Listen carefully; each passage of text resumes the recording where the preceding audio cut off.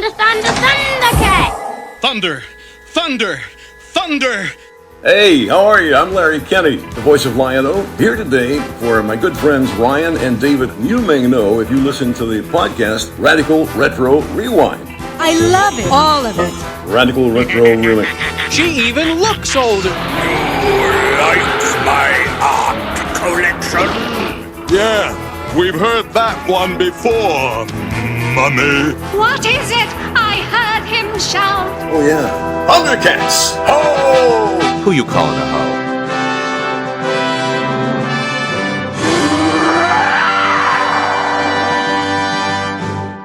Welcome back, Bunglers, to another episode of ThunderCats Reviews and Recaps, brought to you by the Radical Retro Rewind podcast. As always, I am your host, Radical Ryan Hunter, here with everyone's favorite brother and mine, David, for more kitty cat fun in Season 2. Are you afraid to face me, Ryan? Woman to woman? Oh my god! Can you believe this? We just got them and already there's problems. Trouble in paradise, people. Hello, everybody. We have been ThunderCats crazy, haven't we? We've been on a marathon. We have been we have been to Third Earth and back. We just did 2 5-parters. We had ThunderCats Ho, we had Mumm-Ra Lives, both 5-parters. We had a special guest, Zach. Yeah, we're in Season 2, and I'm really excited. We actually have a lot of mail to go over. So I know Ryan is eager to go over that and see what our bunglers have been up to and what they think of our new season. Perfect, David, perfect. My source tells me maybe your source. She even looks older. How dare you say that to me? I didn't think Lion-O was like that. I tell you it's true. The information comes from my best source. There's another thing. According to my source, I did it for the money. and I paid the money. Are you sure your source is on our side? You got ThunderCats! mail. And keep your foot off that blasted Sommoflan. Let's start with a new name around here. Of course, we got our lovely Leahs and our Matesh, but shout out to Steve Martin 3451. You ain't murders in the building, are you?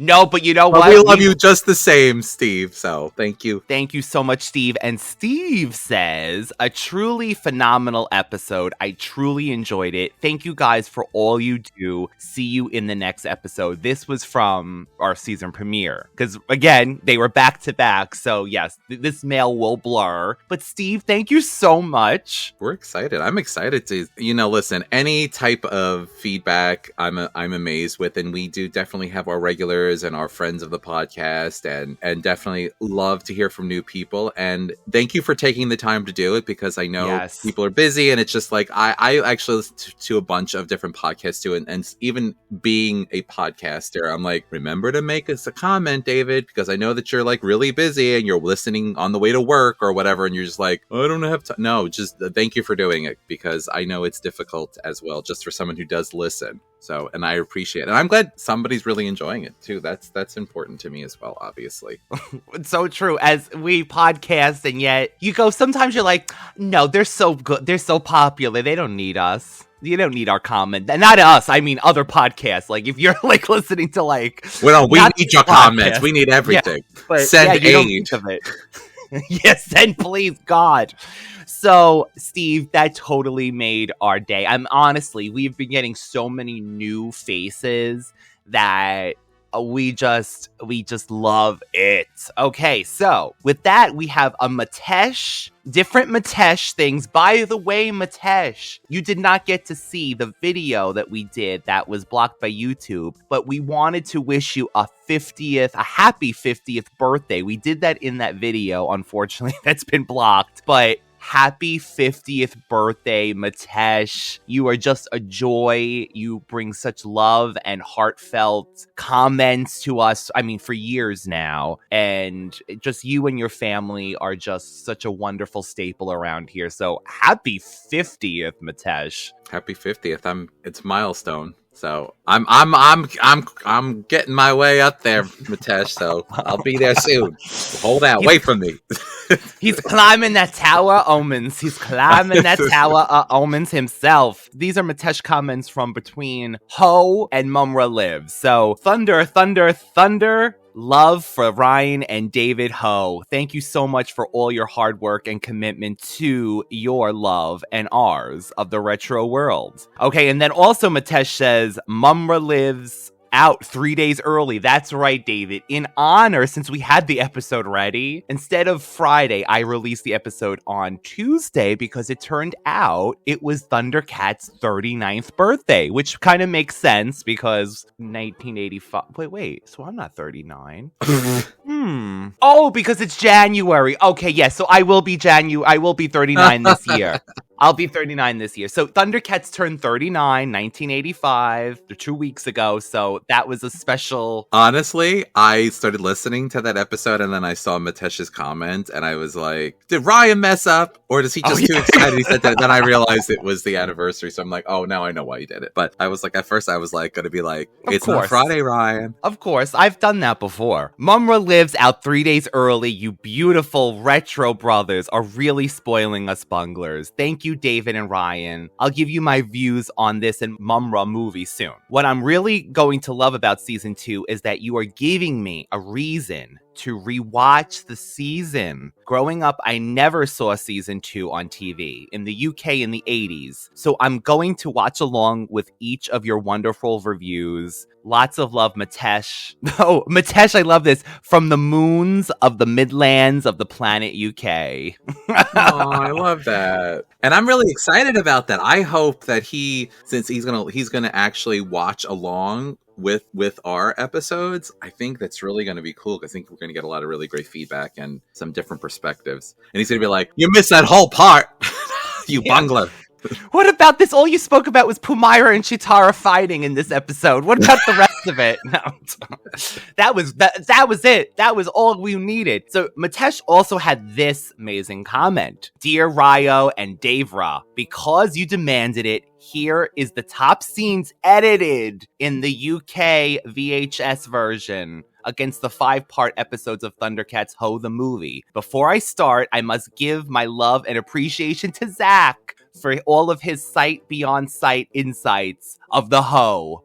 The movie production. He means the Ho, the movie of the Ho. The movie production. Thank you, Zachra. You are a supreme bungler. I love that.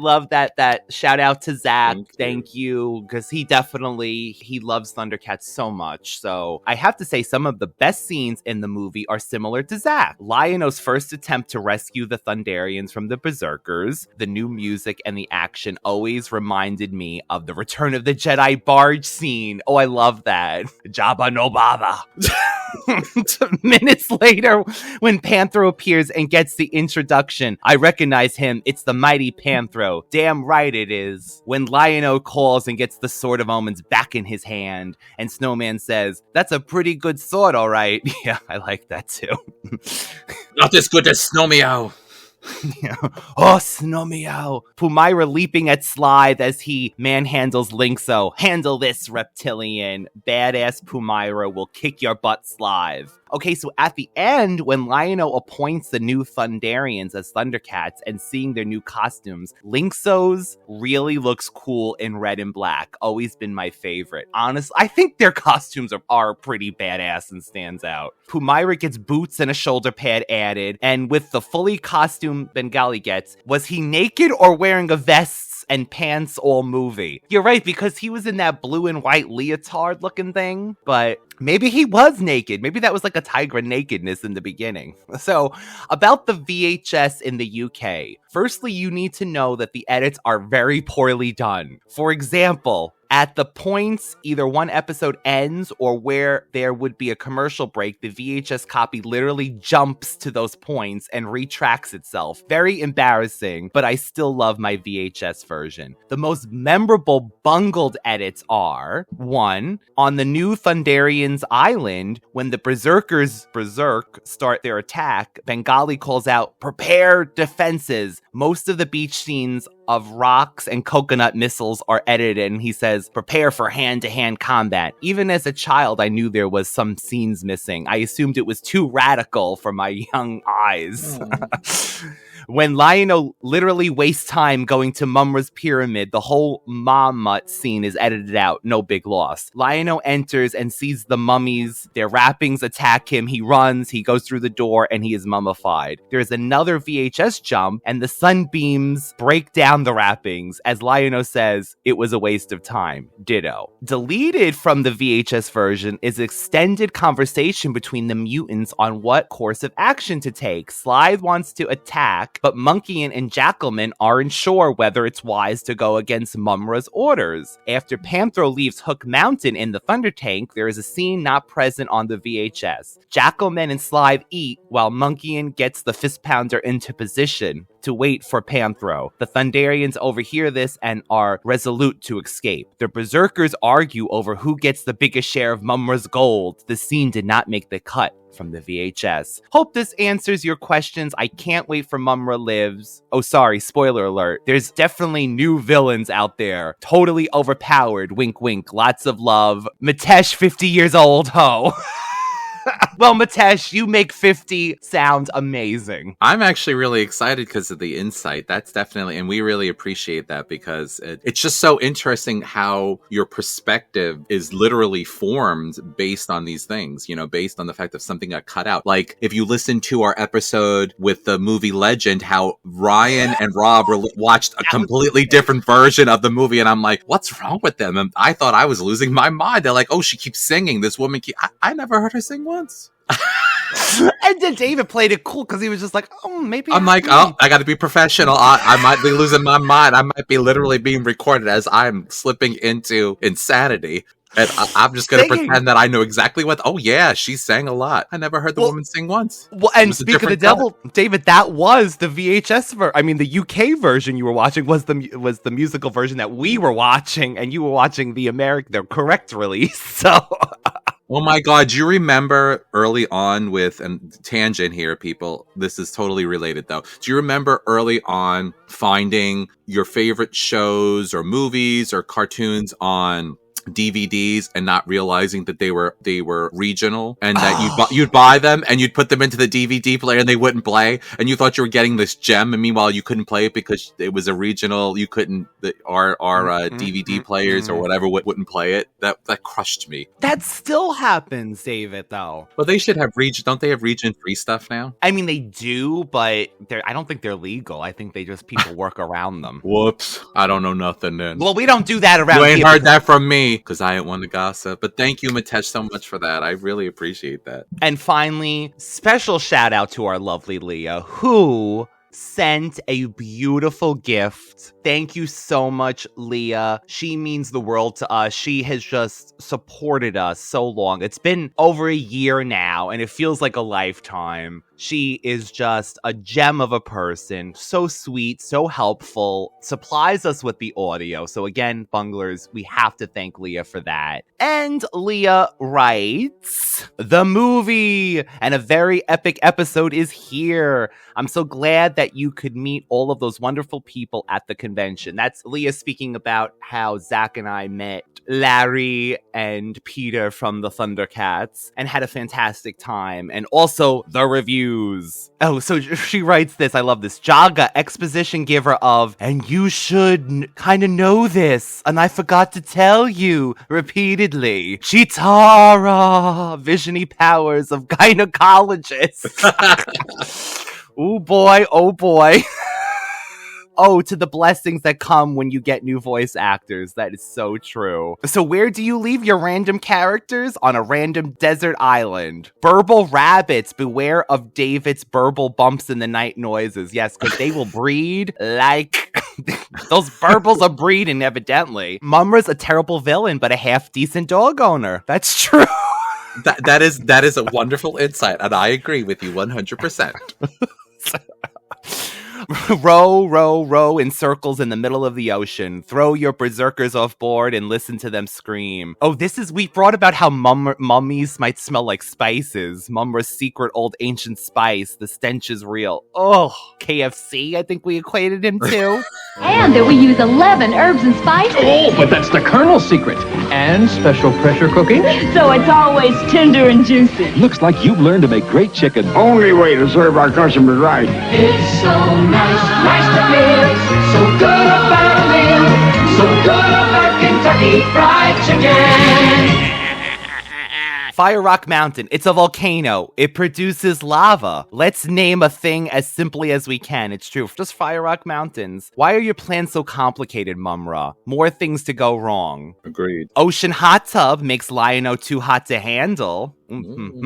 Captain China and Mumm-Ra. Captain of Space Home Depot. That's right, he always does say, I tire of this Mumm-Ra. Color-changing Lion-O, soon to be released to snowy stores near you. Call the sword, Lion-O. That's just clap, she claps. That's true. That is true. A pretty pair of mutants that need to grow a pair. The crotch shots for our new movie, Brokeback Mountain. Mumm-Ra and his hole of corpses. I think he needs a new interior dead decorator. Agreed. Use some of that. Break out of some of those diamonds and gold instead of giving it to the driller. Pay somebody. Oh, look at this. No Willa, but we get David being his usual Willa self. What was it he said? Probably. What was it he said? Willa. Oh, a Hachiman, easy to manipulate, but still honorable. But I love the random relative in this. Mumm-Ra's Hachiman plan really is ridiculous. Brainwashing always works better. Leah, this makes so much sense. We have to save them, but my question is, if they have to travel all the way to Third Earth, did they have the sleeping chambers on the ship? Otherwise, something doesn't quite add up. David, we didn't even bring that up. What is that about now? So, was it that the Burbles took a different route? Was it? Did they have? I'm gonna say that the Burbles have different technology. That's what I think I said. I kind of want to say that. Yeah, that's true. How did they? I don't know. And you know what? The funny thing is, there's so many variables. Was the original flagship damaged to the point where they couldn't use hyper speed or whatever? They couldn't go into light speed. Speed. Yeah. You know, the Millennium Falcon was destroyed, and they couldn't. They didn't have C-3PO or anybody working on it for them. I don't know. They needed R2-D2. Well, they did because wait a minute. In Exodus, they did say Jaga had to man the ship manually because it was damaged. So maybe we can kind of say that for the reason why they had to go into the suspension capsules to begin with, and maybe the Burbles have light speed. You mean Jaga didn't have to die? Possibly that would have been something else if he didn't have to. Well, then we would have had his commentary being annoyed with Lion-O that he doesn't know everything and his cryptic messages. Could you imagine if Jaga was still alive, he just randomly goes over to Lion-O, Chitara, Lion-O, and then he flips his cape and walks away. Why am I picturing that he would be like Professor X in a wheelchair at this point, and he would just wheel himself in and Lion-O, I would have done things differently. Lion-O on the shins. Wake up, Lion-O! Wake up! Yeah, that's a good question. Maybe that's something we should try to research, if the Burbles have some sort of way of, because it was almost like Third Earth was should have been like the closest, only the possible planet they could get to, because it seems like they were trying to go someplace else. Both of them. Where were they going to go? That's true. Where were they going to go? And the other thing, David, because we are, of course, a ThunderCats podcast, we have to congratulate, and we had spoken about the comic that was coming out a few episodes ago in season 1, ThunderCats #1, that is by Dynamite Entertainment, has now sold 170K at the point, David, making this one of the biggest launches in a decade for a comic book series. Awesome. Did you buy me a copy, Ryan? I missed the pre-order cutout, and I went to eBay. You bought yourself a copy. Well, what's mine is yours. Listen, Prue. We're not switching powers through the air. What's mine is yours, and what's yours is mine. That's true. I do have your stuff in the David storage lot currently. Under the stairs, David. Under the stairs. The anyway. spin-off. Cummings. Congratulations. We don't know the story yet because it's still pre-ordered, so it hasn't come out yet. But it's coming out the 7th of February. By the time this episode will be out, it's going to be out. But we do know this could be our big break, people. Hashtag put the Radical Retro Rewind podcast anywhere that's related to this comic. I love it. Thank you. This will reboot the ThunderCats story. We don't know actually still what's going to happen, but it sounds like they go into Third Earth again, and then it's just going to reboot itself like from the beginning. So we will definitely talk more about that, but we do have 2 really fun episodes for you today, David. So are you ready to begin? I am Red Day. This is Catfight with the original air date of September 22nd of 1987. Oh, God. Season 2. Thank you to the ThunderCats Wikipedia for the synopsis. Still got no trivia. David, by disguising himself as Jaga, Mumm-Ra tricks Lion-O into believing the new ThunderCats are traitors, so they will fight amongst themselves. There's so many things I want to say. So first of all, this opens up with Luna on, what is it, a muck? Welcome to my humble abode. She's there. Ah, Luna, welcome to my humble abode. Cut the small talk, Mumm-Ra. Just tell me about this plan of yours. Very well, Luna. I will transform myself and appear before Lion-O in the guise of Jaga in a way. But I will sow the seeds of discord so that the ThunderCats will fight amongst themselves and destroy each other. While the ThunderCats attack each other, the Lunataks will attack Cat Slayer and the Tower of Omens. And then we will rid Third Earth of the ThunderCats forever! It might work, I suppose. Of course it will work! This I have to say this because this has been sticking with me for I watched this episode a week ago and this has been sticking with me. You open it up, Mumm-Ra is tells her to come, I guess, to the pyramid. She's there talking. He's got another scheme going on where he is going to turn them against each other, and then the Lunataks are going to basically, while they're fighting amongst themselves, take down the Cat's Lair and the Tower of Omens. 2 things. Well, actually, more than 2 things. There's a lot. There's a lot. One, Mumm-Ra lives in a very large chamber, right? So let's say, would you imagine just for a moment, when I've performed, you've sung someplace and it's an open forum, typically things echo and bounce, right? There's the different things. So you have this point where Mumm-Ra says Mumm-Ra has a very pointed conversation with Mumm-Ra about, as soon as the Lunataks take care of the ThunderCats, I will get rid of them. He doesn't even, he's not whispering, he's saying it out loud. Then you have Luna with her inner dialogue speaking it though. As soon as we get rid of the ThunderCats, we'll take care of Mumm-Ra. But first, the transformation. I know, but once I have used the Lunataks to beat the ThunderCats, I will cast them aside. As soon as we've beaten the ThunderCats, we'll get rid of him.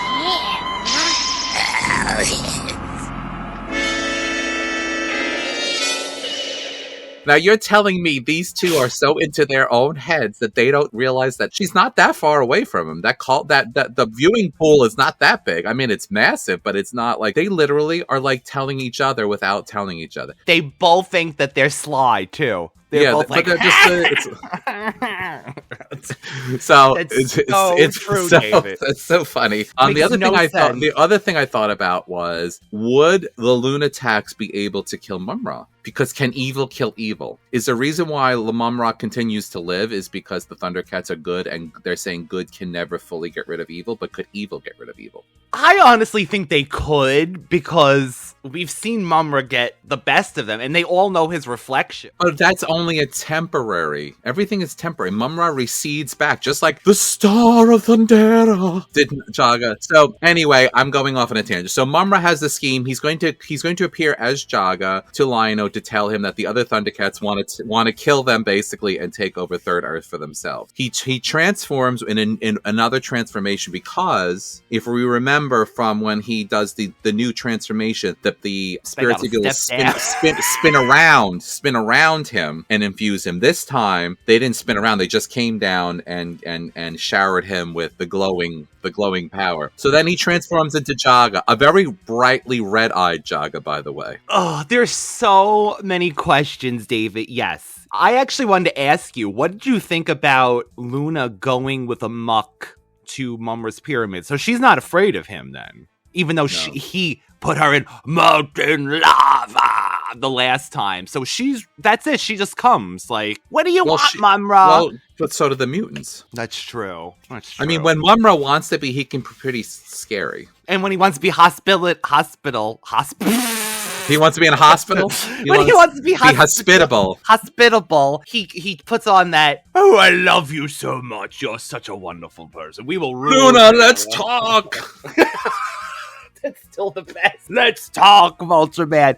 So he says he's going to disguise himself as Jaga the Wise. Does that mean anything to this woman? Unless he filled her in on everything ThunderCats in the... Yeah, exactly. So he transforms to Mumm-Ra, this is another new transformation. It's part of the old one, but this is a different scene where he's still the mummy, transforms, and then he turns into Jaga. He appears to Lion-O. Lion-O's coming out of his sleep. Is this his thing? Like, he knows that Jaga appears in the bed, so he's like, I gotta follow that at least. He has to be in bed when I appear to him. No, I just think he took advantage of the situation, the timing. So he comes in the form of Jaga and basically tells Lion-O, the other ThunderCats are trying to take over. They're going to get rid of you, and they're going to take over Third Earth. And Lion-O's like, it can't be. He's like, you will listen to me because I am Jaga the Wise. Now, when has Jaga ever referred to himself in third person as Jaga? Because I said so. This is what I tell my kids sometimes, that I never thought I'd become my parents. Because I said so. Why do we have to eat this? Vegetables. Because I said so. Because I am Daddy the Wise. That's what you need to start referring to yourself as. I am Daddy the Wise.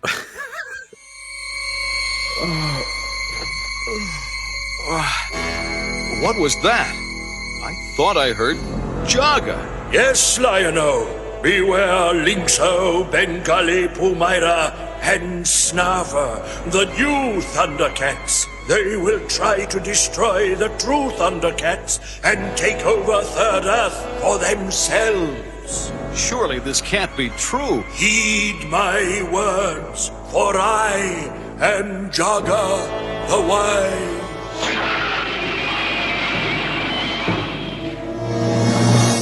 If what Jaga says is true, from now on, we must be on our guard. Not only does he call himself, because you know Mumm-Ra does love a great title, but he smokes out. Jaga normally doesn't smoke out either, Lion-O. What is going on here? Did you notice, though, the sword wasn't in the chamber? It was laying on his nightstand / I think he was up late on his phone. He was late on his iPhone, and trying to see if he could match with anybody nearby. That's what he was using the sword for. His app, and then he would use the sword to see if they looked good. Wouldn't that be great if you were dating and you could use the sword of Omen to see if the date would show up or if they were like. Let me see what's going on here. Oh no! Oh, they're putting a dead body. Nope, we're not going to that date. No. No. So, speaking of the sword does crap. It doesn't warn him. It doesn't say, that ain't Jaga. That ain't Jaga. Like, dun dun dun. But anyway, maybe. But you said it's red eyes. Jaga does not have red eyes. Maybe Lion-O was half asleep. Anyway, right, I'll give him that. Okay, but he also says the Snarfer too. So you mean to tell me Snarf's nephew, who knew them before these other ThunderCats, had a whole other life, who didn't even want to come to Third Earth, was told he had to per Snarf. Exactly. To come here, Snarf's nephew too. Snarf's like, absolutely. I always knew that little kid was evil. Like, I couldn't believe how easy it was for Snarf to just be like, I'm gonna beat the crap out of him. Snarf's judgmental. David, I forgot to add, when Mumm-Ra flew out of the hole in his pyramid, it had a new design on the top. It was like, he's getting new, looked like Lydia's mother made like a design from the Beetlejuice movie, like some weird abstract, looked like two lips, weird pattern on the top of his pyramid. I guess if it's been exploded enough, he had time to fix it. So he is not going to transform into an innocent Burble this time. Oh no, it is going to be an innocent, because we forgot this I was going to say Tuscan Raiders, this Tuska Warriors, and now they're just as innocent as Burbles. I'm going to be Tamaga. Lynx-O, looks like we've got ourselves a visitor. A Tuska warrior. Let him in, Pumaira. The Tuskas are our friends. Welcome, Tomagar. What brings you to the Tower of Omens? Once again, our lands are threatened by the forces of evil. We need your help if we are to survive. Say no more, Tomagar. Bengali, Pumaira, Snarfa, take the Thunder Strike. I will alert the other ThunderCats to meet you along the way. Okay, guys, let's hit the road. Right here! Come on, let's go!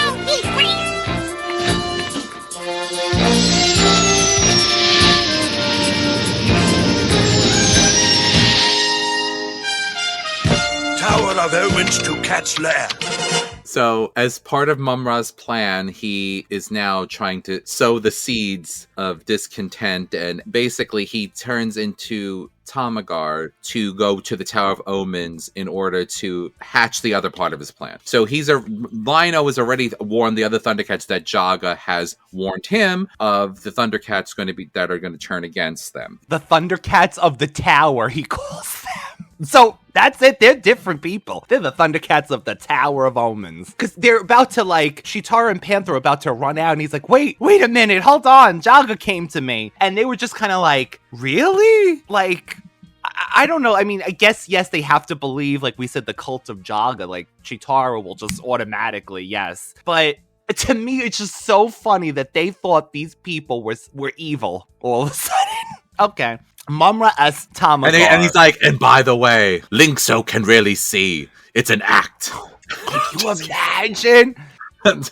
Actually, we have to say it, David. We said it as a joke, I think, the last episode. Lynx-O actually is the breakout star. He's in everything. He's like the smartest ThunderCat. His blindness cures everything. Like, it's like the cure for every attack. So it's great that they really give him... Lynx-O the wise, Ryan. Lynx-O the wise. Lynx-O the wise. That's not Jaga. I know Jaga.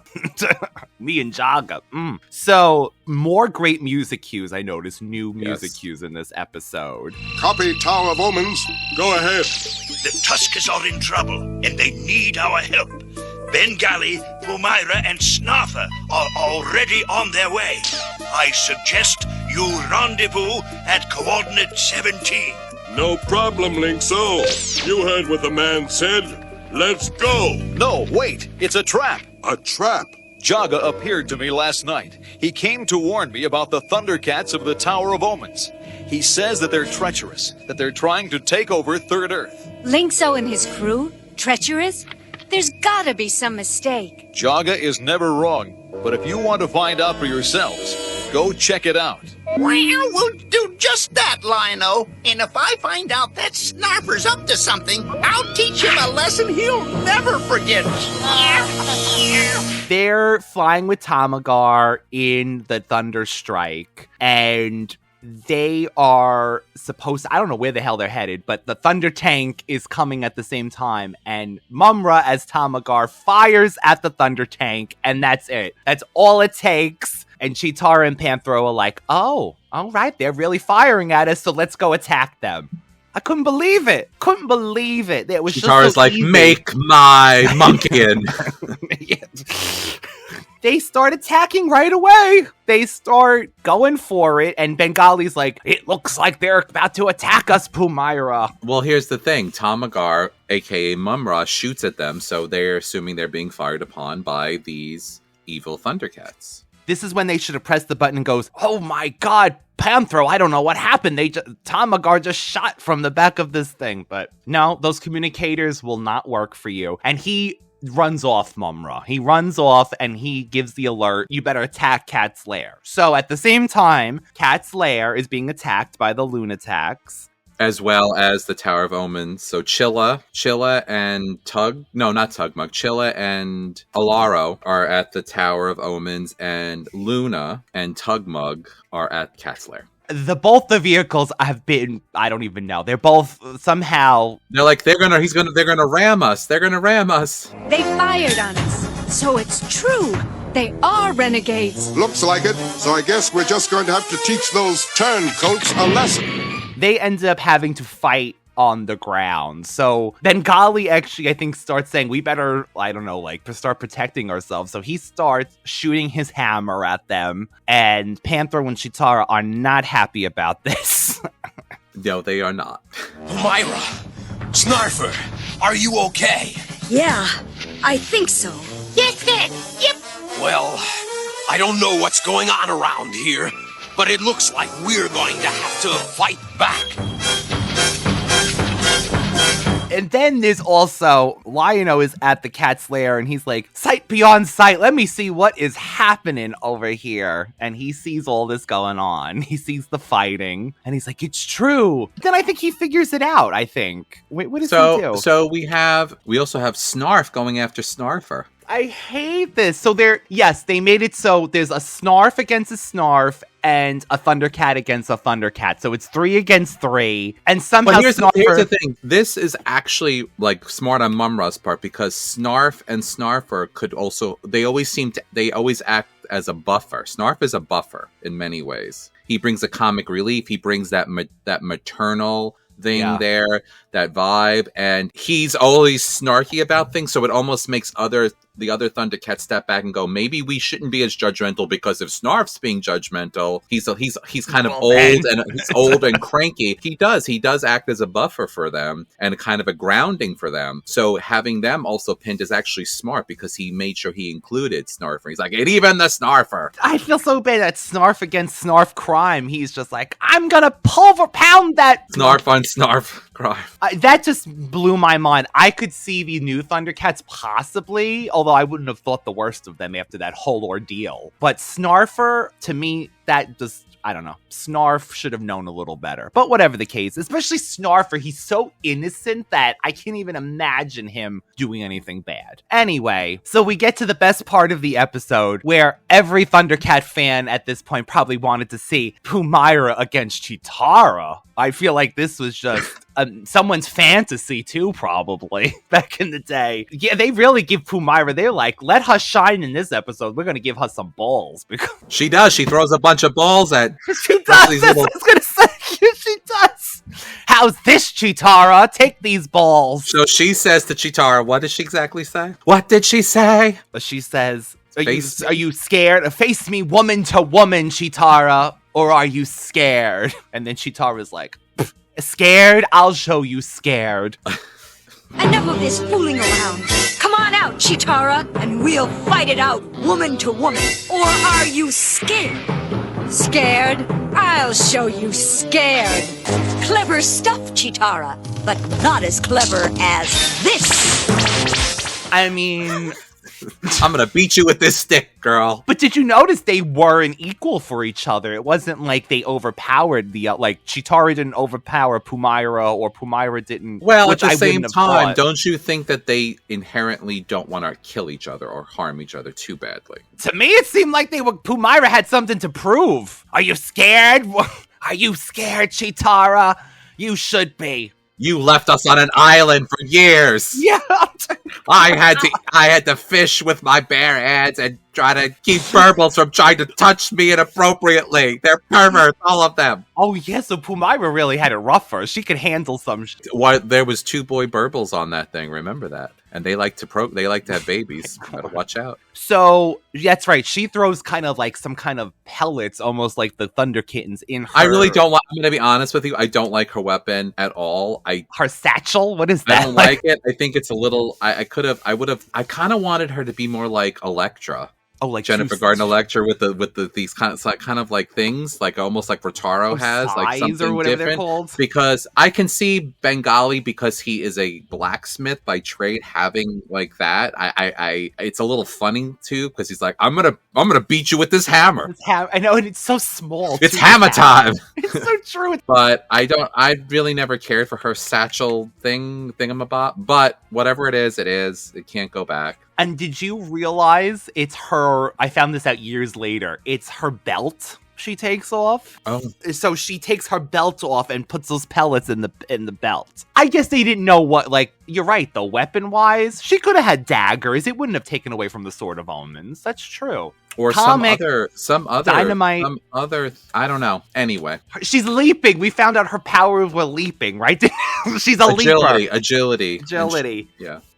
So that's Mumm-Ra. So they go at it. No one either breaks ground. Panthro against Bengali, which to me, you would think Panthro would have just been like, ugh, the strength of Panthro. But so while he's being attacked in the cat's lair, Lionel goes, I hope that they stop fighting long enough to answer the call. The Ghostbusters. He's like, I still need help. I don't care if you hate each other. You are going to come anyway. I'm giving you a power up. Mario, you took the mushroom, Mario. Let's go. You're right. You took the mushroom. I just hope the ThunderCats stop fighting long enough to answer the call of the sword. Thunder! Thunder! Thunder! ThunderCats! Ho!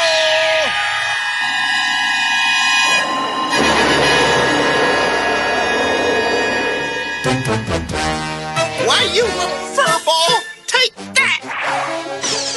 Nope, I'm not taking anything from you!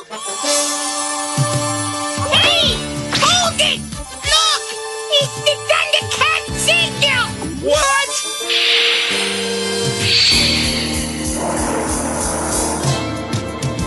Lion-O needs help. Why should you care? You want to see us all destroyed. That's not true. You tried to run us down. Remember? But you fired on us. No, sir! That was the Ptarmigan fella, and it looks like he's taking a powder! Looks like we've all made a mistake. Snarf. So why don't we call it quits and get going? Lion-O needs us! Let's go.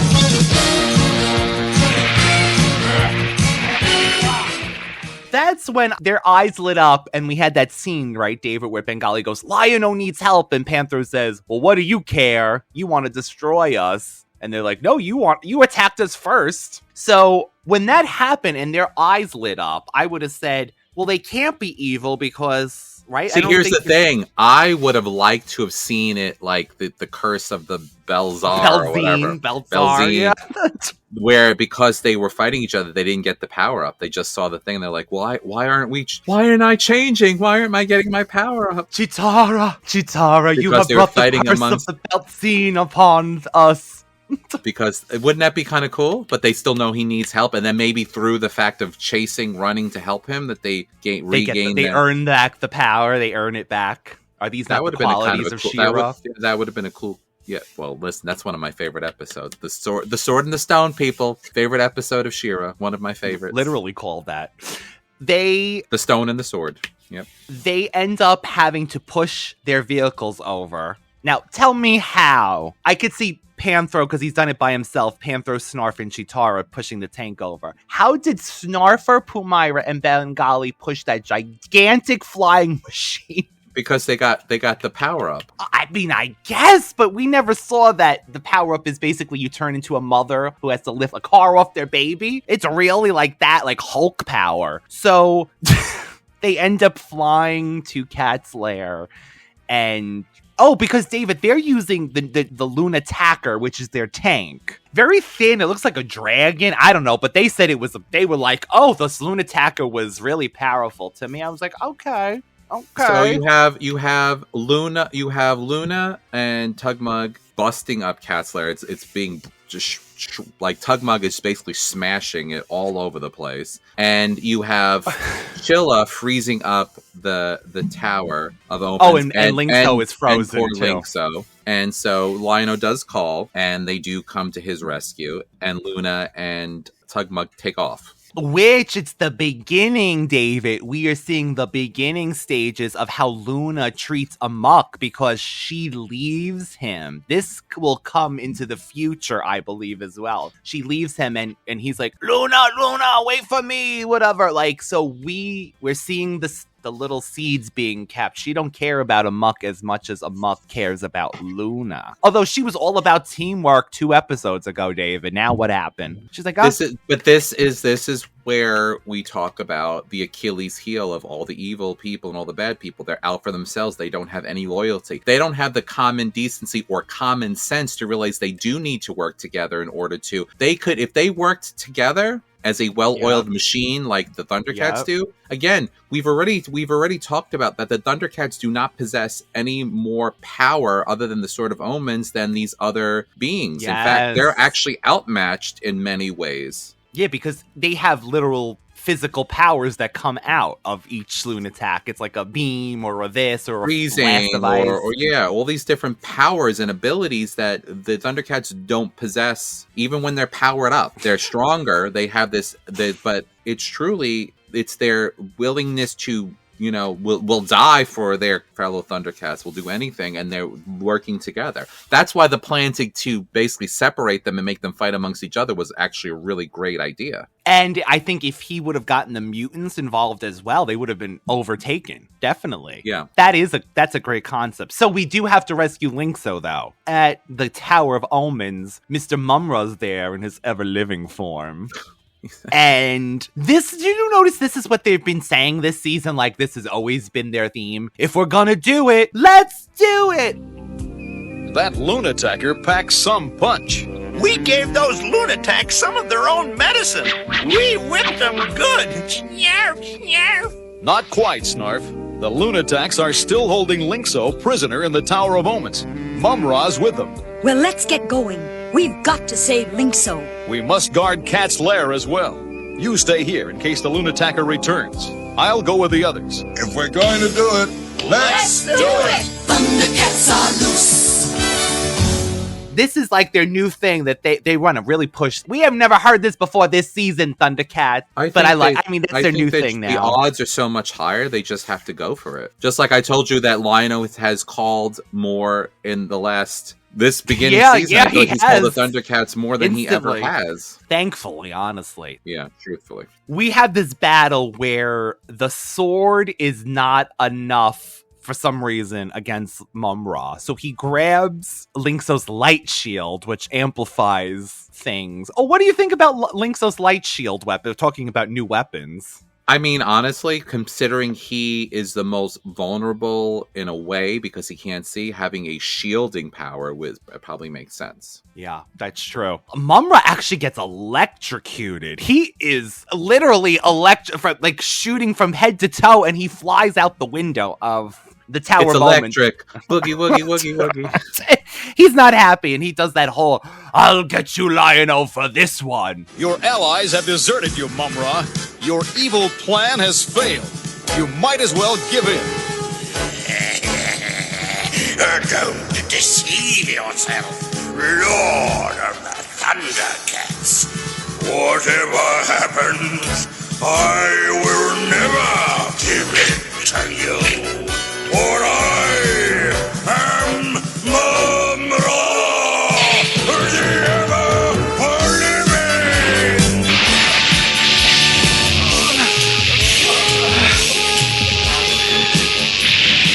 If I can concentrate the power of the sword with Lynx-O's light shield,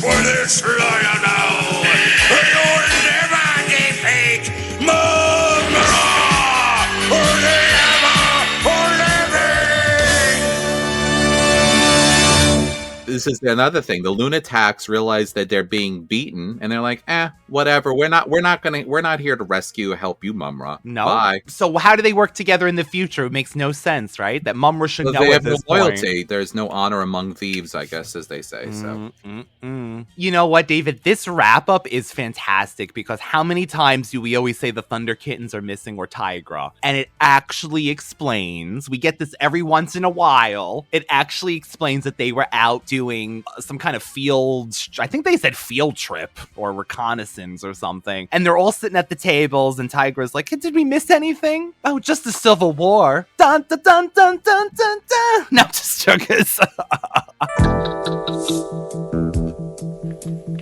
Wow, I'm sure glad to be back. Field trips are okay, but there's no place like home. You can say that again. Well, the gang's all here. What's going on, guys? Hey, we didn't miss anything, did we? Oh, nothing much. Just a civil war between the ThunderCats. And the Lunataks did attack Cat's lair. Ah, yes. And they captured the Tower of Omens, didn't they? And all this happened while we were away having lessons. Well, we learned a lesson too, Wily Cat. We found out you'd better look before you leap. Chitara's right. We should have known that Lynx-O, Bengali, Mumm-Ra, and Snarfer were not traitors. And we should have made sure we knew what we were doing before we got into a fight with them. Well, all I can say is, it's a good thing we stopped fighting when we did, because I was just about to pulverize Snarfer. Oh, yeah! Let's settle it now.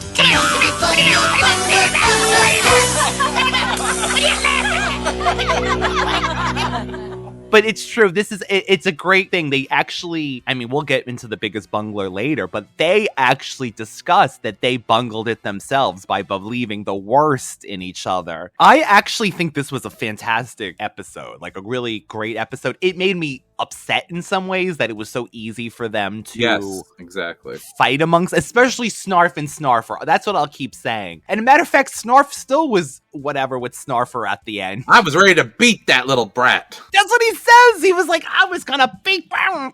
Horrible. Thanks, Uncle Osborne. That's what you think of me. Thank you, Uncle. I think because he views him as a young, impetuous, impressionable. No, not impressionable. Like he's like I don't know what he's fruit drugs next. His hubris. he would be the type of person to judge because he's just so lackadaisical about stuff. So I think he thinks him in that way. But he's young. He's really young. Very young. I mean, all in all, good episode. Mm-hmm. I think it's smart that it happened here. Any later in this season, I wouldn't have really believed it as much, that they would think that the other ones would turncoat as much. So I guess you have to do it right after the 10 episode premiere of the grandness that we had. Mumm-Ra's voice actress, I love her voice. It's very heroic. It's so funny though. She really, she gave some animosity to Chitara with that performance. Like, you scared, Chitara? About me, my leaping lizards?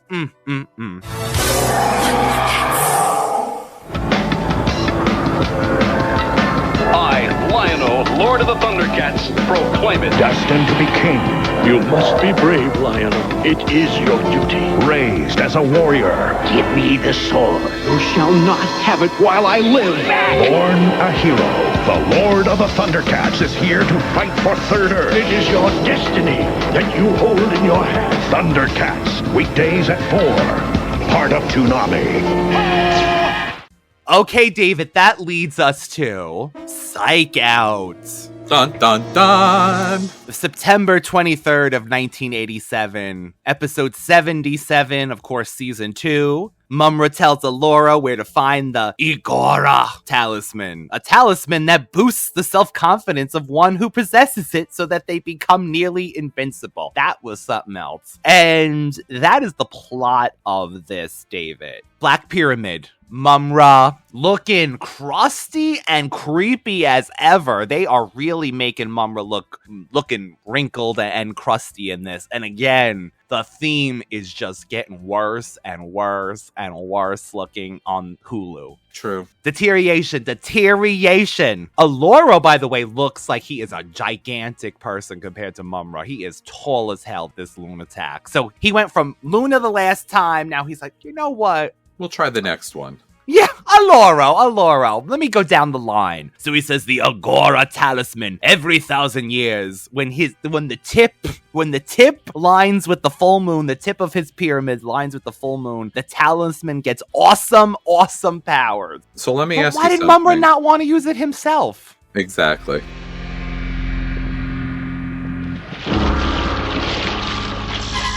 Look into the cauldron, Aluro.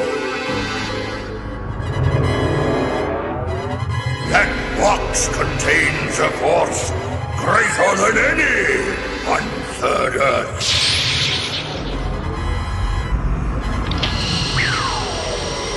The Egora Talisman. You called me here to see the image of a trinket? Insolent fool! Many centuries ago, I lost the Egora Talisman. But every 1,000 years, when the tip of my pyramid aligns with the full moon, the Egora Talisman gains awesome power. And the time for this alignment is near? Correct, Lunatak. But why did you call me here to tell this little tale? You think of yourself, Aluro, as a master of the mind? There is no one on this or any other planet who can resist my mental powers. Yet, you have allowed Luna to lead you and the others when you should be the rightful leader of the Lunataks. You are very wise, Mumm-Ra. How can this talisman help me defeat Luna and become leader of the Lunataks? The Egora Talisman will multiply your power 1,000 times. It makes whoever possesses it supremely self-confident to the point of being invincible. Once you have the talisman, Luna will grovel at your feet. Find the Egora Talisman, Aluro, and we will rule Third Earth together forever! You've got a deal, Mumm-Ra. He's like, every 1,000 years I whip out an Angora sweater. Yeah, it's Egora. Yeah, the Egora. It's Egora wool. sweater. It's wool and it keeps me warm. And it makes me feel invincible on a cold day. Well, he calls Aluro the master of mind, and he says that it will give you self-confidence to the point of being invincible, which makes no sense to me. Does self-confidence make you invincible? So here's the thing. There's a few things going on. One, Mumm-Ra is planting the seeds of discontent with the Lunataks because he's basically telling Aluro, you're the best out of this group, and why do you have Luna as your leader? If you get this talisman, or this, whatever it is, talisman, you will be able to take, control everything, including Luna, and will rule Third Earth together. God, he's promised Third Earth to so many damn people. I think he promised it to me. Yeah! We're all getting a piece of Third Earth. And you get Third Earth, and you get Third Earth. You all get Third Earth. But see that. But this is smart of Mumm-Ra in one way, because he's setting up. He's putting all of his chess pieces lined up so that he can, all the dominoes, he can knock them down, because he's like, if I have them fighting already amongst each other, but at the same time, it's not going to help him in future plans. No. Unless he plans on working with Lunataks separately, because then they're going to be fighting amongst each other. So that's kind of a bungle in his part. Although maybe he's trying to save one at a time what they can do. Either way, I would have gotten the Egora Talisman. I was going to say, I would have got the Angora wool sweater myself, but... So how did he lose this, by the way? No clue. He's like, sometimes I start cleaning, I sell things every thousands of years, I do a yard sale, and this just happened to get lost, Aluro. I had it on eBay for so long, and I just decided to get rid of it. It wasn't working for me. So during the conversation, Mumm-Ra takes the time to bend over and pet Mutt. I love this. He's talking to Aluro, and we get this whole thing that he loves his dog still. He is petting his dog, talking to Aluro. To me, though, I love it, but as a villain, I don't think this is as impressive to make Aluro see you freaking getting down on your knees petting your dog. But Dr. Claw has a cat. Yeah, but at least he's I guess. From Gargamel, whatever the freaking the Smurfs. Gargamel had his cat. So there is that animal thing too. Even what's his name? Mike Myers from the Austin Powers movie. He's got the freaking Dr. Evil. Mr. Bigglesworth or whatever. See, I don't mind him doing it, but to me, I would do it when we get the normal Mumm-Ra talking to himself. Because to me, having But at the same time, Mutt is pretty grotesque and freakish in itself. And randomly attacks, evidently. We'll have to get into that because it's kind of like he's kind of like a Silent Hill sort of a dog. Silent Hill! Or like what's her name? Mila. Oh, like a Resident Evil Resident kind of thing? Evil. He's like a gross Resident Evil dog. So it's not like he's like this cute little puppy. He's petting this grotesque thing. The look is right, but to me, Mumm-Ra always wants to be grander than better. So I don't know. Do this by yourself, Mumm-Ra, because Laurel's gonna be like, I hate him. He's a horror. He's a horrible person. Aluro is like every the 60s cartoon voice? No, I don't even know. I was thinking every nonchalant, like, oh my god, that's hot. Like, a valley girl. He's like, oh, I can't be bothered to do anything. Like like everything is like, no, I have no enthusiasm for anything. Life is horrible. Well, actually, that's what Snorf says. Life isn't fun anymore. Speaking of that, life's just not fun anymore. He's off to get the Egora Talisman. Snarf is saying his life isn't fun anymore. There's no time to even like play hide and go seek. And then Lino jumps out and he gets scared. And then he says, if you don't want to be found, then stop leaving snarf hair all over the place. He's like, well, it's shedding season. It's probably shedding season. Life's no fun anymore. The ThunderCats are so busy, no one's got time for a game of hide and seek with poor old Snarf. Hey, calm down, Snarf. It's only me. Oh, Lion-O, you scared me half to death. How did you know where I was hiding? Rule number 1 of tracking. When you're being tracked, don't leave behind a trail of Snarf hair. It must be the shedding season. But this again shows Lion still has that loving, playful side and that joyfulness, which that's endears the character to me, besides the rippling muscles. Oh, Lion-O is so sweet. That's true. And he's like, gotcha, Snarf. So I don't know what the hell they were doing. I don't know why Snarf decided to walk out in the open to say that life isn't fun anymore. And then Lion-O just caught his Snarf hair. You've been leaving it all over the lair, evidently. So we see that Aluro, David, this whole scene makes no sense to me. Aluro has a riddle of a map. You look here, you look there. It's not there, it's here. Blah, blah, blah, blah. Go dark and find a spark, huh? The riddle in this scroll that Mumm-Ra gave me should lead to the Egora Talisman. Through mountains high and valleys low, to find the Egora Talisman you must go. Through stormy mist you take the ride, until you reach the unlit side. But then all of a sudden, Mutt comes for no reason and starts chewing on his leg. He's trying to lead him. He's pulling him. Oh my god, David. Is that what's happening? Because I'm like, why did Mumm-Ra send Mumm-Ra? He's trying to lead him to the right direction. He's trying to pull him. But he don't want that because he says, play dead. You have no choice. Play dead. Play dead. What? My voice is so annoying that you're going to go to sleep. You will release my pant leg, you miserable hound. You will release. And now, you will roll over and play dead. You have no choice. You will play dead.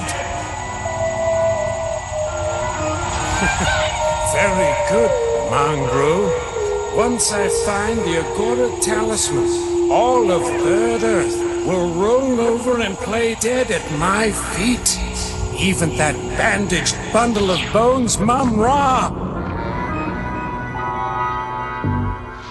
He's supposed to be playing dead, but he looks like he's pulsating it. Well, maybe that's twitching dead. He's twitching. He's a twitcher, David. He's a twitcher. So they overhear this conversation, Lion-O and Snarf, and he goes, the Egora Talisman. Jaga has spoken of such a charm. Really? Exposition? When? Exactly. He knew that every thousands of years that this talisman comes to Mumm-Ra? Come on. We didn't need that exposition of random that he needed. Maybe to know he's this. just talking about in general. Jaga has taught him about there are talismans and different things that have powers that can amplify and do certain things. That's what I'm gonna go with that. Okay, that sounds better. That's because I'm like, there's no way he knew about this from Third Earth when he didn't even know Third Earth existed. The Egora Talisman. Jaga has spoken of such a magical charm. Its bearer becomes supremely self-confident, unbeatable. There must be something we can do. We must find the Egora Talisman before Aluro. We're going to need some help. They evidently figured out they have to go to Dark Side. That's where everything is now, don't you know, Dark Side? This talisman had to get buried there. You take a ride and you go to Dark Side. You take a ride and you go to Dark Side. I do enjoy this. We get the new ThunderCats in action. It's Pumaira, Lynx-O, Bengali, and Snarf and Lion-O going to Thunderstrike to Dark Side. If we could only figure out that riddle we heard Aluro reading, it would lead us to the location of the Egora Talisman. Through stormy mist, you take the ride until you reach the unlit side. Stormy mist? Unlit side? Stormy mist. That must mean the forest of mist, Lynx-O. You're absolutely right, Pumaira. The Egora Talisman must be in Dark Side. They think that they found the tunnel, and Aluro comes out with the box, the Dungeons & Dragons Zelda box. Mm-hmm. It's like, I already found it. So that's that. And he pulls out the ball, that mystical ball thing that he has, whatever the hell it is, on a sickle. And he does his, you're nothing. What is his catchphrase? Oh, yeah, that's right. You don't stand a chance. That's what he always says. You don't stand a chance. Pumaira says, this can't be for real. Because they can't move. That's it's like, I'm in a dream. And I'm still in real. that dream. Let me out of here. He's right. I don't stand a chance. There's nothing I can do.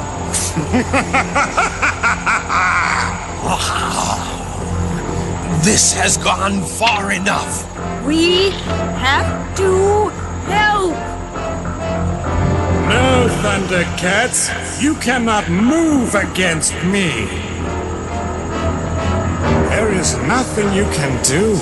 And besides, the Lord of the ThunderCats' fragile mind rests in my power. Kneel, Lion-O! This can't be for real. I just can't move.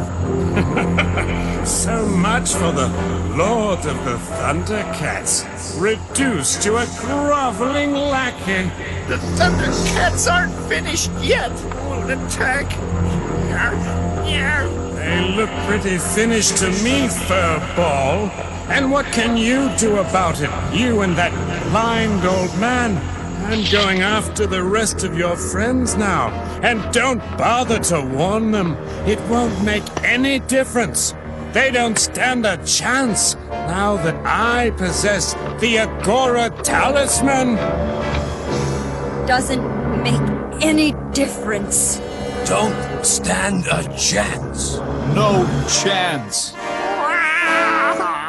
Do something, Lynx-O! That's strange. Aluro's power over me has faded. But his hold over Lion-O and Pumaira and Bengali seems to be as strong as ever. Because Lion-O's like, oh my god, because he's kind of up front. They're in the back, and Lynx-O and Snarf. They actually are more resistant to it than Lion-O is. Now, is that though because he's here and they're kind of at the tail end of the beam because they're trying to fight to get to him? But then Lynx-O kind of has it for a minute, but then he says, "No, my blindness again. I'm better than all of you." So Aluro uses not only his voice, but he also uses the light from the ball to mesmerize. So I guess it's a combination. His power is a combination. So if you were blind or if you couldn't hear, let's say, I guess it would be at his disadvantage. I mean, think about it. Mind control. I mean, when someone typical hypnosis, you're using not only visual cues, but then you're using mind and sound, Right. So. That's true. He leaves them there, and even though he's not there, the effect stays, and they're just kind of all in a daze. But somehow Lynx-O and Snarf manage to grab them. Here's the thing. Snarfs are apparently resistant. Remember when Aluro tried to do it, Snarf is like, "Snarfs never give up," or something. Yeah. Never say die. It's one of those. I guess that's their special gift. They have the self-confidence already. Stubborn. I don't know. No, Snarf is for sure. Snarf. So somehow, among the other, they end up. This is the funniest scene ever. They cut back to Cat's lair, and they're all sitting at the table, just not speaking like zombies, and they're just all around the table.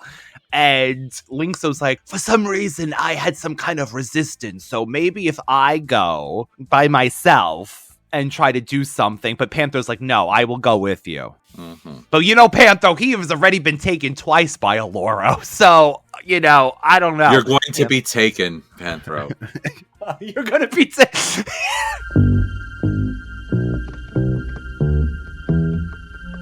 There must be a way to defeat Aluro and restore Lion-O and the others back to their normal states. Right now, Aluro holds all the cards. Even on his own, he's a formidable enemy. And now he's found Mumm-Ra's talisman, he seems to be invincible. I just don't see how we can defeat him. Don't see? Maybe that's our answer. What do you mean, Tigra? I think Tigra means that the fact that I am blind may be to our advantage. Aluro's hold over Lion-O and Bengali is total, but he never did completely overpower me. Perhaps that's because I can't see the light from his Psych Club. Maybe I'm the one person who can get that blasted talisman away from Aluro. I've got to try it. You can't go alone. You'll need someone to help pilot the Thunderstrike. I'll go with you. So Lynx-O is flying with Panthro. Aluro takes his little Luna flying thing, and he's above the Thunderstrike, and he shoots his beam down onto Lynx-O and Panthro. Now Panthro's already like, "Oh." But Lynx-O's like, "If I use my light shield." It kind of works for a little while. It bounces back, but he's like, "No, I'm going to make this gigantic power." And it looks like he dropped like a ton on, the biggest ball you've ever seen drops down on them. It breaks his light shield, David. Did you notice I felt like the art in this episode was a little different as well? I don't know if it's just the season, like we were saying, the different artists have come in and stepped up, if it was one of those, they exported to a different studio for the day. We find out that Snarf now is the only one. He's trying to get everyone. "Do you remember this?" He goes to Cheetara. "Do you remember gold, Cheetara? Do you remember the gold? What about the gold?" Because she's like, "We can't do anything." There is nothing we can do, Thundercats. Aluro is invincible. We're powerless. It's futile. Lion-O! Don't you remember? We're ThunderCats. Remember, Lion-O? ThunderCats! Ho! It's no use. We can't win. Remember, Cheetara? Remember, ThunderCats! Ho! Aluro is invincible. Poor old Snarf is the only ThunderCat Aluro didn't even try to control. He didn't think old Snarf was worth wasting his time on. Well, I'll show Aluro that Snarf is a Thundercat to be reckoned with. I'll find that Egora Talisman, become invincible, and I'll defeat Aluro. Again, shows that Snarf is a true Thundercat. This is what it marks his 5th time that he's had to, or at least that I can remember, like really remembering like his past things. I mean, he's already taken on Mumm-Ra. I mean, going into Mumm-Ra's pyramid. So really, yeah, I did notice. I wanted to go back to something you said. I did notice that Aluro is very big, tall as hell, very tall, creepy, and menacing. I think that's part of the thing too, right? Because I'm better than you. I'm bigger than you. He's like an orc or like a super orc kind of from like Lord of the Rings or something. I don't know. It's creepy. Anyway, I don't know that movie. How dare you? No, I will, and I will say it. And he's kind of got what do they call it? Father Francis bald head but he's got the super long hair around that though. He's got the crown. But he's decided to leave the rest of the hair that he's got flowing. You know, that happens. So poor Snarf is trying to get them to remember. He's pulling all their weapons. Why, you remember Thundercats Ho with the sword? Actually, I do love this because they haven't changed Snarf's character. They're leading up to that. Snarf is really unafraid of anything at this point anymore, which, like you're saying, is great. He stepped up again. He is, but at the same time, he knows that he has to do it. So he just kind of puts his fear aside. He compartmentalizes and is like, I got to do this. Otherwise, my friends, everyone's going to be dead, or they're going to be trapped, or they're going to be dead, or they're going to be slaves. So I have to do this. So, like, true friendship, true love, true loyalty, above all odds. But I love this. He has that confidence. He's like, if I get the talisman, I will be invincible, and I will fight Aluro. And he's like, I'm coming for you, Aluro. I love this. How do you work this thing? Maybe there's some instructions in here. Hey, this is the box that contains the Egora Talisman. Now I've got supreme self-confidence. I'm invincible. But you cannot defeat Aluro, you wretched creature. Give up, Thundercat. You cannot win. He's armed with all of their weapons. I thought he looked adorable, all suited up with all of their weapons. He actually was able to get a few whips in with Tigra's whip. I was surprised. But I love this. He finds Aluro's vehicle just parked under a tree. And he goes through his glove box. Glove box, and he's like, "Is there any directions about how to use this thing?" And then he finds the talisman's box, just in there. What was he doing, Aluro? Taking a rest, taking a pee. I don't know. Thinking about how wonderful I am. You are a mere furry joke. I'm no joke. I'm a Thundercat.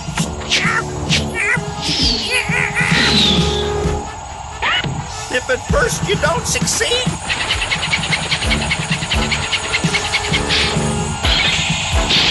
why, you mangy little...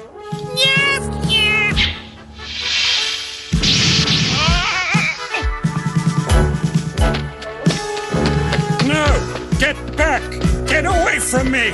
Ha! You're not so brave without your stupid Egora Talisman.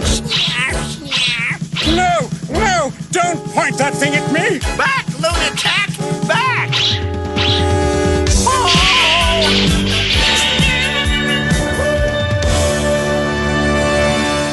So, David, are you shocked? I mean, I'm not, but the sword actually works for Snarf. Well, he's able the thing. to blast. In another episode, he did run with it, and it did shoot. Remember? Yes, last season. That's right. So, is this again? The sword is what is that word that they use? Conscious. Conscious. It's self-thinking. It's maybe also because Snarf is so close to Lion-O.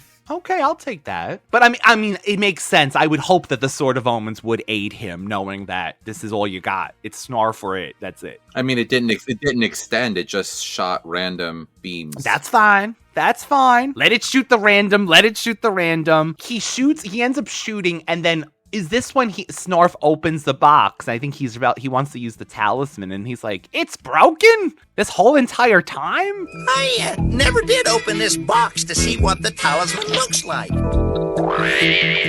The talisman was smashed. It never even gave me any special power. Snarf's self-confidence and power came from within himself, not from some external source.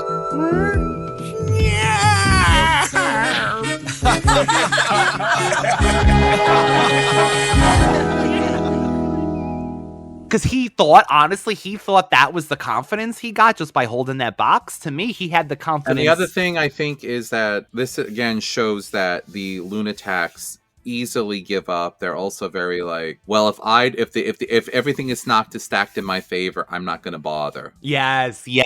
Where originally I feel like the mutants would keep going, and then eventually they kind of broke their spirits. They're like, whatever. And in fact, I think the mutants now are like whatever in general. Like they just rather be sitting in Castle Plundar, making brute men make food for them, and just like whatever. And the Lunataks still want to attack people, but they give up fairly easily. That's so true, Dave. It's almost like the mutants are probably like, well, Mumm-Ra's got his new friends. We could just remember, let's see how good you do. Let's see how good you do. That's kind of like the mentality, I think. But yeah, after this battle with Snarf, they do end everyone back at Cat's Lair, and Snarf does end up breaking the ball by breaking. the ball. He snaps that crystal, whatever's in his scepter, and it breaks the spell. But Aluro is very scared of Snarf after that, which is funny. So do you think that, even just sheer size, would you be scared of Snarf compared to how tall and menacing Aluro is? No. Maybe that just shows, like every bully, David, they're really afraid in their own, or something like that, right? That's what they're trying to say. Without your powers, you're just afraid yourself. I guess, yeah. But that was hysterical because, we normally get the ThunderCats laugh wrap up. There's a scene of them all, literally every ThunderCat standing in a line laughing at the same time. It was the craziest thing. So at the very end, the spell is broken and Snarf now gets to brag a little bit. He actually ends up demonstrating with Panthro's nunchucks, and he does a really good job of it. It's like, I did this, and then I pulled out the sword. And then you have Wily Cat is like, Snarf, you can't resist. He's behind hiding, and then he scares in that typical "let me scare you." Didn't he do that to him once before? He pretended. Yeah, to they be kind of Mumm-Ra do that or all the time, like a lighthearted, cheerful.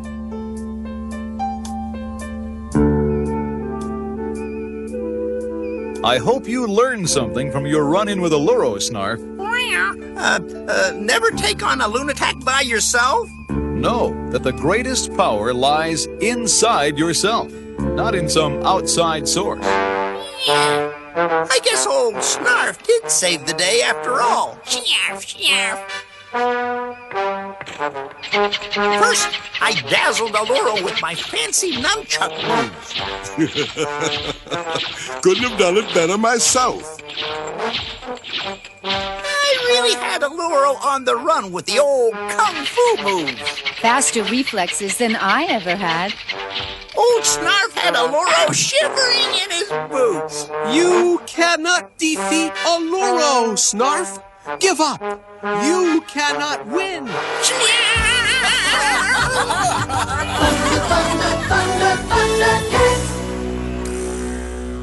And they say that same thing. Snarf, you've proven yourself a true ThunderCat. I'm like, yes.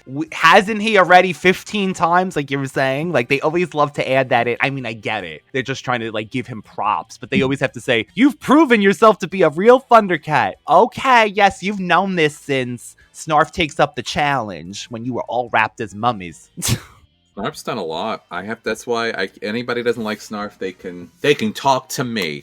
Except for that one episode where you were pissed off at him that he hid in the chamber sneezing. Well, everyone has a rough day, though, right? Everyone has an off day. Not me. I wouldn't be hiding in the chamber. I'd be in the basement. Dun, dun, dun, dun, dun. I actually enjoyed Psych Out a little more than Catfight. I'm going to put them in equal footings. I guess what annoyed me about Catfight was how willing they were ready to fight each other in a blink of an eye, even though I get it, Jaga is like the final say. But at the same time, Lynx-O is Lord of the ThunderCats. Jaga is a spirit. Right. Jaga didn't even know they were on an island for how many You're years. Dead, Jaga. So, with that in mind, David, we have one thing to do. Bunglers, you Bunglers! Once again, You have failed. You bungled it! Genitals delight. Who were the biggest bunglers today? Now, in Catfight, I think we might have said it. From my opinion, David, it is the ThunderCats themselves. For, like you just mentioned a minute ago, being so eager to fight each other, and for Lion-O believing the most cryptic of cryptic messages from Jaga. We talk about cryptic short messages. This was, the new ThunderCats are bad, they're coming for you. I am Jaga the Wise. Bye-bye. Peace out. Smoke.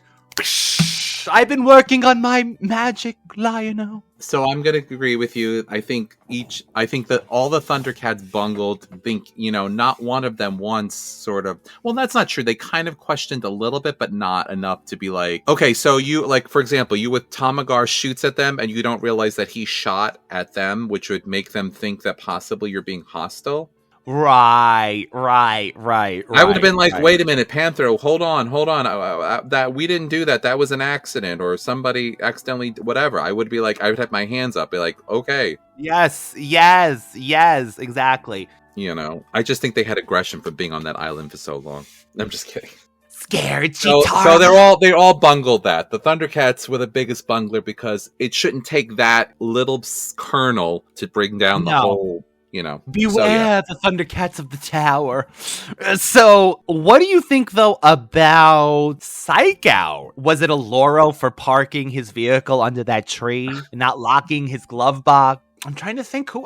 Mumm-Ra orchestrated the plan, but it was really Aluro who failed it. But honestly, to me, it makes no sense that Mumm-Ra I'm going to say Mumm-Ra bungled it. I'm going to say Mumm-Ra bungled it. You know why? Because as soon as Aluro had them down on the ground and couldn't move, I would have swooped in and put them back in those wraps and put them at the pyramid again. Oh, yeah! I would have taken the Sword of Omens that's lying on the ground that you have seethed over and desired and wanted. Another... Like the ring from Lord of the Rings. You want that ring. Yeah, I'm telling you, Ryan, I'm calling you out. Supposedly. That one ring to rule them all. You should have gotten the sword and taken it at that point. Thrown it into Fire Rock Mountain, for why don't you? Throw genitals. Throw genitals. So I'm going to say Mumm-Ra's the biggest bungler because I would have been watching this unfold and I would have gotten involved when I needed to. What about Aluro for being so he thought he was all that? I think with all of them, I'm going to be honest with you, the biggest downfall of all of these baddies is their own ego and their unwillingness to realize that they are not the one. You're not it. You are not it. This is not it. No. So that's my take on it. And the fact that Mumm-Ra didn't take this talisman for himself, because to me, he would have loved to have been self-confidence to the point of invincibility. At the same time, Mumm-Ra wants other people to do his dirty work for him. Well, that's true. That is true. I think he gets an amusement at it, but also like I said, he was trying to plant that seed to kind of break up the Lunataks so that later on when he can take them down. And maybe I'm reading too much into it, but that's how I would have done it if I was. Well, no, you're right, because he had Luna one episode. Now he went to Aluro. I don't know. I forgot who happens in the next two episodes, but if it's like Chilla and Tugmug too, that would be funny that he's going down the line. He's like, Chilla, there is a talisman that you must get to can freeze anything. Ricola, Chilla, Ricola. You will live on Hook Mountain. Still really enjoying ThunderCats Season 2, David, because I'm a broken record, but they're so much newer for me that I don't remember how the episodes are ending. No, me either. I don't. So it's like really like, it's new old. Yes, it's new old. Our minds aren't as they used to be, so it's really new. Everything is new. With that being said, Bunglers, we wrapped up another episode. We hope that you are enjoying the quadruple. Is that 4? Quadruple? 1, 2, 3, 4. 4 episodes a month now that you're getting, whatever that is. Please subscribe. Tell your friends. Tell your family. Tell a friend. Telephone a friend. Keep spreading the news of ThunderCats. I mean, it seems like this is the time. We're in the right time now. Comic that sells the best in decades. I mean, that just shows you that there's a want and a love for ThunderCats out there. And that means there's a want and love for the Radical Retro Rewind podcast. Perfect segue. With everyone's favorite brother. Me, David. Forget about Ryan. And you could reach him always at Universal Appeal 2020, all one word, on the Instagram, as well as Radical Retro Rewind podcast, one word, on Instagram, YouTube, TikTok, and beyond. As always, if you want to leave us more ThunderCats reviews, Juan left us our first ThunderCat review. Thank you again, Juan. We would love to have more ThunderCats reviews to spread the word. Spread the word to ThunderCats fans. I mean, we are going to get through this series extremely fast, as you know. And if you guys listen to the podcast on YouTube and you do listen to podcasts on any other platform, so please take the time to subscribe to us on that platform as well. Even if you don't listen to us, I know that sounds silly, but you may want to one day. And also you might feel it in your soul. You might be in your car one day and you can't get YouTube to work, or you don't want to touch it, and you can go right on to another platform like Apple, Spotify. Yeah, be able to listen to us that way, and it would really help the podcast, and help it to grow and help to get our message of the Code of Thundera out to everybody. That's right. And if we're gonna do it, let's do it. We will see you in 2 weeks, ThunderCats fans, with 2 new episodes. And David, as always, ThunderCats, ho! Are you calling me a hoe? Who you calling a hoe? I am. You are a hoe, Lionel. How dare you?